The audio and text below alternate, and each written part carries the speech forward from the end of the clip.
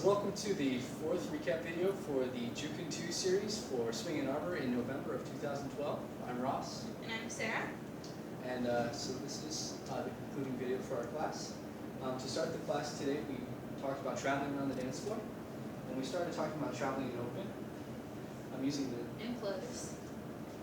Closed. Using the basic step, we started with the step that we've been using all year, month. And then switching it into the single steps. So for the first one, we're doing a step every other beat, and we have our double pulse. And we're pulsing down, but you could also pulse up if you wanted. And then the second one we did, it was stepping every beat, but maintaining that pulse. Okay, and then we also talked about this in close embrace, and we briefly discussed the close embrace connection, so we got into a nice hug. Okay, and stayed relaxed, and readjusted our connection like this. Now the focus of the connection is on our chest. And we did the same moves. And then after that, we talked about how follows can influence the velocity that we're going. So Ross is going at a steady velocity, and then I change it. And we just do that follows by doing the steps on our own through our core, and being very clear in our movement. So we could do that either direction, and also sinking into the ground to change directions.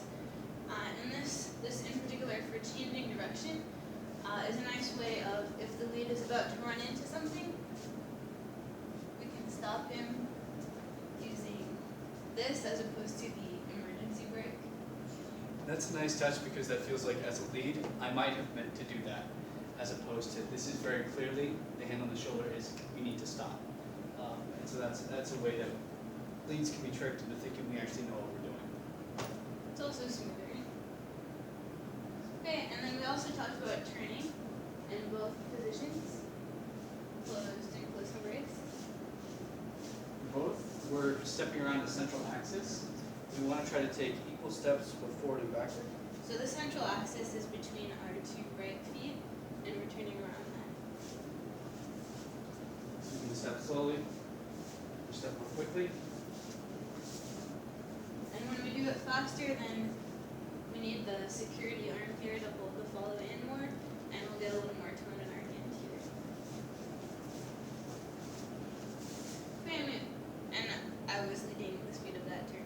So follows, we can also affect how fast we turn, or even if the lead is just walking, we can suggest to go into a turn, just by doing it ourselves. So that was kind of the end of the traveling portion of our class. The next portion we talked about tempo sensitivity, dancing to faster music. So part of the history of blues music, and part of blues music when you hear it played outside of a blues dance at a bar or anything like that, outdoor festival, some of it's very fast, maybe Charleston or Libby tempo. And so we wanted to discuss how to do blues dancing to faster music.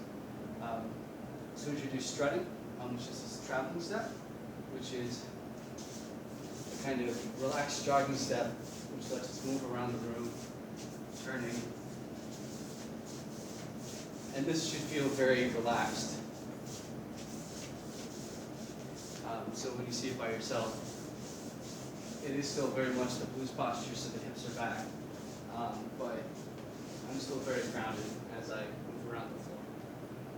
So as opposed to have jogging on our toes, or jogging and getting our heels to touch the ground too.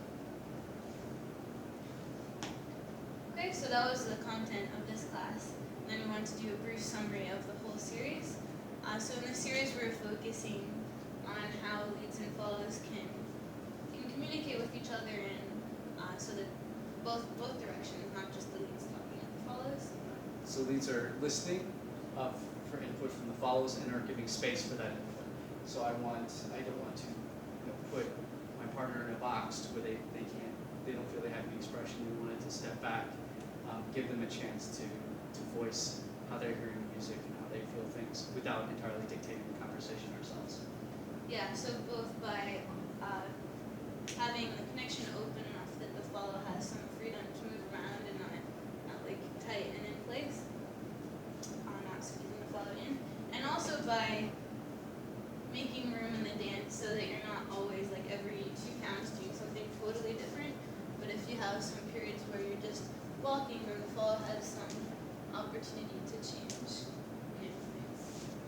And then follows, we talked about just how we can do that, different ways we can do it, and figuring out when a lead is comfortable with those suggestions. So beginner leads, you want to start small and make sure that they're ready for those suggestions, because it can be overwhelming, and more advanced leads will probably be more comfortable with it. Thanks for coming. And we'll see you January 14th. We'll see you sometime in January for the next installment of Ann Arbor Blues.